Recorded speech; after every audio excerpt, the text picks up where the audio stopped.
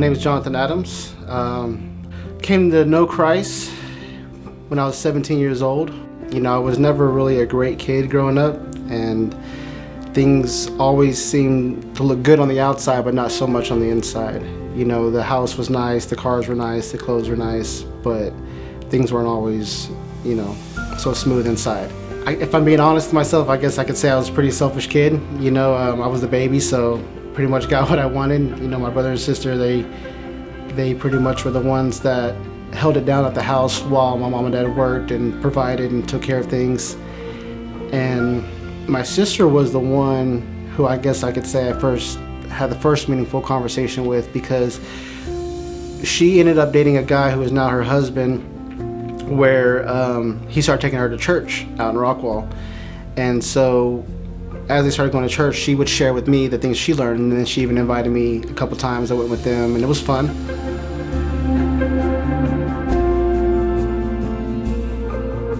How I would describe the school I went to, even though it was technically on the better side of town, it was still ran like a prison. Due to all the stress and anxiety of dealing with the pressures of high school and drama and all that stuff, it kind of put me in a space where I was just completely lonely, and that's where, to cope with that, I started to supplement in alcohol and drugs.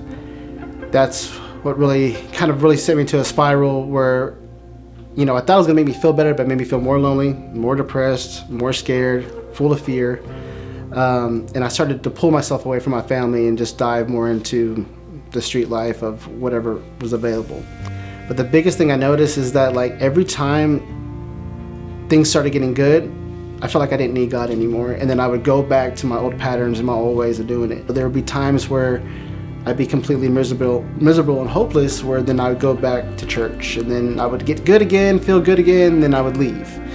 And I think that's some things that a guy like me does, is that we just pick and choose what we want. We pick and choose what we want to hear out of the Bible. We want the promises, but we don't want to have to do the action. In 2015 is when I decided that drinking wasn't going to fulfill me anymore, so I just might as well take my life. I grabbed the biggest bottle of PM Tylenol that I could find at the store and took about 2 handfuls of it, and thought it was going to be like in the movies where you just take pills, you fall asleep, and that's it. Well, that doesn't happen, and it sucks. And what ended up happening was my liver was in complete shock. It was failing, and I went 2 days before I decided to go to the hospital, where my skin had turned yellow. They rushed me to Presbyterian here in Allen. Of course, they asked what's going on. I told them I was an alcoholic. They're like, what else is going on? And I was like, okay, I took a lot of pills. And what were you trying to do? I was like, I was trying to kill myself. They said, sir, you have 2 hours to say your goodbye to your kids, to your wife, and to your family members, because you're not going to know who you are or anything. Your mind's gone. Luckily, once again, God was there and definitely helped me respond to the antidote. And by day 4, I was back out of the hospital.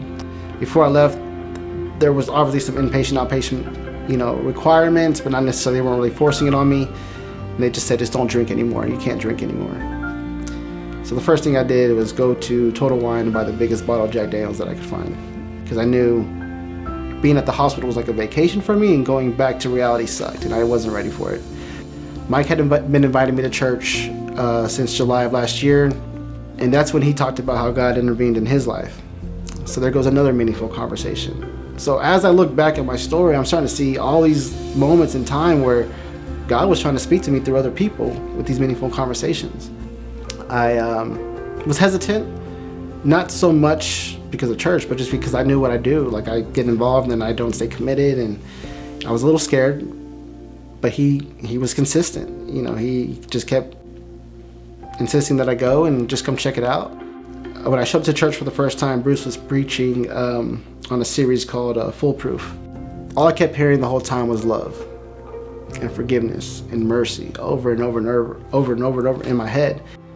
But as I started to become more committed, more consistent with showing up to life group, more consistent showing up to church, the walls that I created within myself just started to fall down little by little. Everything just started to get a little bit easier. I was able to breathe. Life still happened. There were still things that came up. There was things that came to light. A lot of trials and tribulations. But with God, I was just like, it's gonna be okay. He gave me hope again.